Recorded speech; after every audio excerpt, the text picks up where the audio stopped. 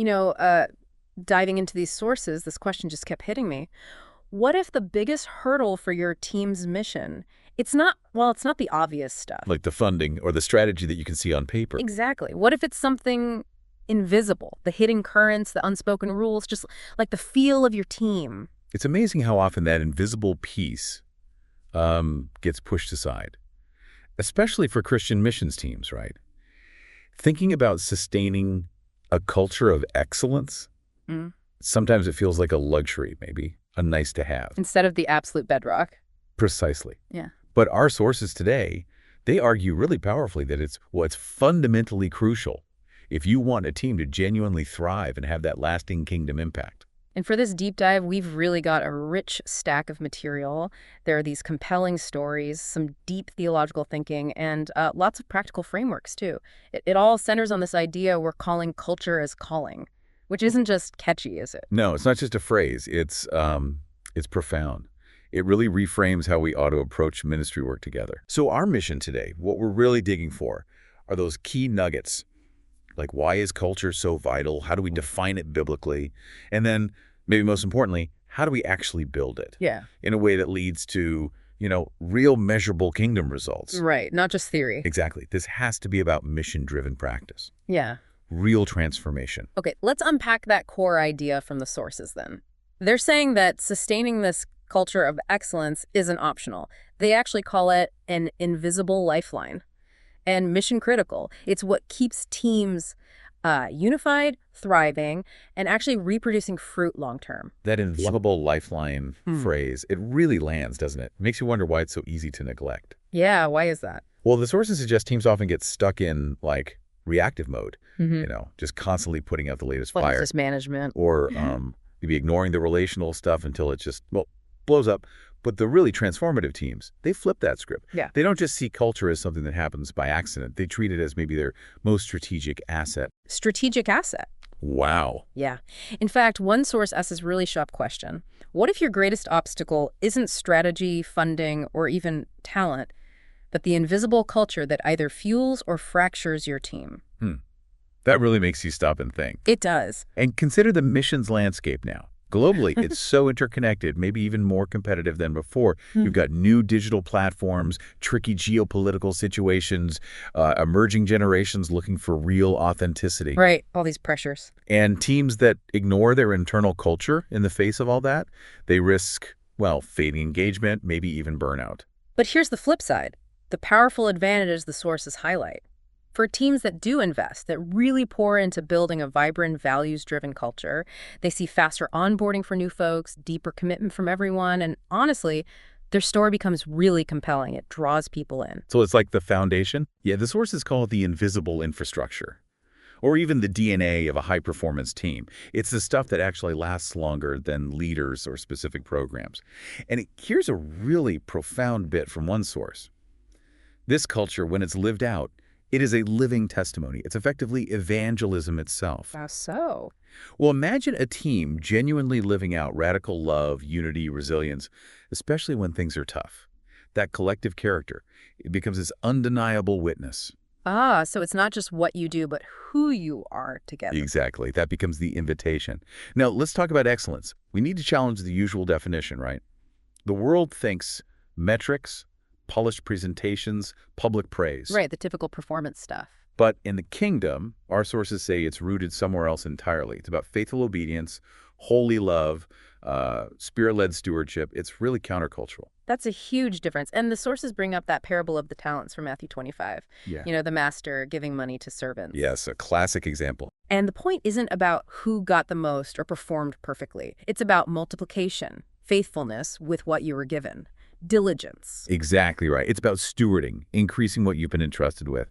And true kingdom performance, according to John 15:8, it's measured by fruit. Fruit. Yeah, and the sources get specific. They say fruit includes disciples made, not just decisions counted. It's communities transformed, not just events executed. And maybe most importantly, character. It's just activity performed by the team. It's a much deeper, holistic view. Okay, so if that's the goal, this deep, fruitful culture, how do we actually build it? Let's get into the biblical foundations. The sources point straight to the early church in Acts 2. verses 42 to 47. They call it a powerful cultural blueprint. Yes. Such a vivid picture. You see their devotion to the teaching, the fellowship, breaking bread, prayer, radical generosity, bold witness, real unity. And the key is, these weren't just like occasional activities. The text says they were devoted to them. They were deeply ingrained patterns of life, the very fabric of their community. The DNA. Exactly, the DNA. And it's amazing the sources connect this back even further to the very nature of God, the Trinity. How does the Trinity model team culture? Well, think about it. Perfect unity, joyful diversity, mutual submission within the Godhead. It's the ultimate team-oriented reality. And Paul picks up on this, doesn't he, with his metaphor in 1 Corinthians 12, the church as the body of Christ. Right, different parts, one body. Emphasizing that diversity, Yeah. but all working together with purpose. Interdependence, everyone crucial. And Christ is the head. Building on that foundation, the sources use this really striking metaphor, the forge and the flame. Can you unpack that for us? Yeah, it's powerful. Think of a blacksmith's forge. It's intense, heat, hammering. But it shapes raw metal into something useful, strong. So the forge represents that intentional, sometimes difficult shaping process in a team. Discipline. Okay, what are the elements of the forge? First, it's about being crafted by a master's design, like Ephesians 2.9 says, understanding there's a divine blueprint, a shared vision we're working towards. Then there are the trials that temper character. Think Proverbs 27:17, iron sharpens iron. This means embracing constructive conflicts, not running from it. Healthy discipline, accountability. Exactly, to the stuff that feels hard but builds strength. And finally, there's leadership as the master smith, drawing on 1 Peter 5.3, servant leadership, investing deeply in people, shaping them. Okay, so that's the forge, the discipline, the shaping. What about the flame? The flame. That represents the Holy Spirit, the unpredictable life-giving power. It's the fire in the forge, essentially. It's the Spirit's Pentecostal fire, like John 3.8 talks about wind blowing where it wills. It ignites passion, brings power we can't manufacture. We rely on it, we don't control it. Precisely. Yeah. Then you see gifts and fruit in harmony, thinking 1 Corinthians 12 and Galatians 5. Diverse gifts flowing, producing Christ-like character for the common good. And finally, it's about sustaining spiritual vitality. This means, those times of renewal, corporate prayer, intentionally tending that spiritual fire so it doesn't go out. Wow, forge and flame, that's a rich image. So, pulling it all together, what are the key pillars for a sustainable culture that the sources identify? Okay, several key ones emerge. First, a shared vision, rooted in the mission. Like Habakkuk 2.2 says, write it down, make it plain. Clarity is crucial. Makes sense. Second, valuing character above competence.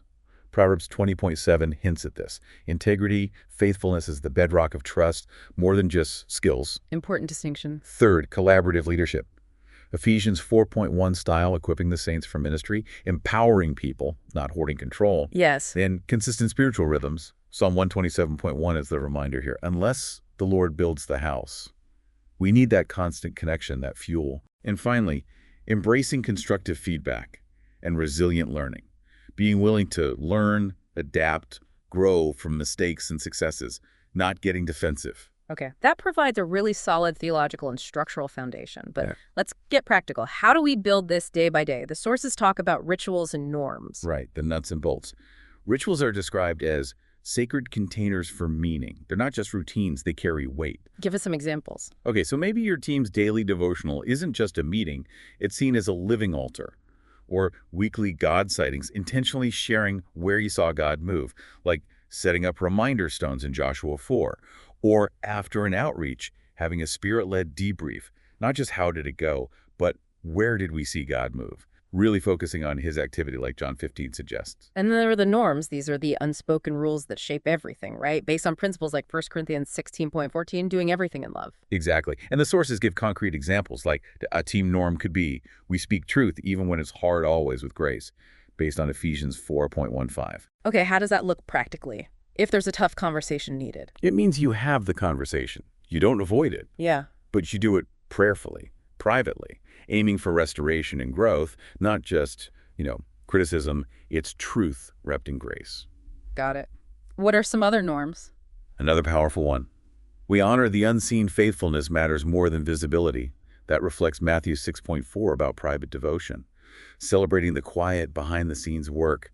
And we show up present, prepared, and prayerful, meaning engagement isn't optional, it's a core value, active participation. That leads nicely into the idea of recognition, doesn't it? The sources say it's not about ego. Not at all. It's framed as a divine practice, like naming the fingerprints of God on people and situations. Think Matthew 25, the master saying, "Well done," or Romans 12 telling us to honor one another. And crucially, it's about recognizing the unseen service, like Jesus saw the widow's mite in Mark 12, seeing the heart behind the action. So, specific affirmation. Yes, specific and spirit-aware. Not just good job, but maybe your quiet persistence in intercession during that outreach.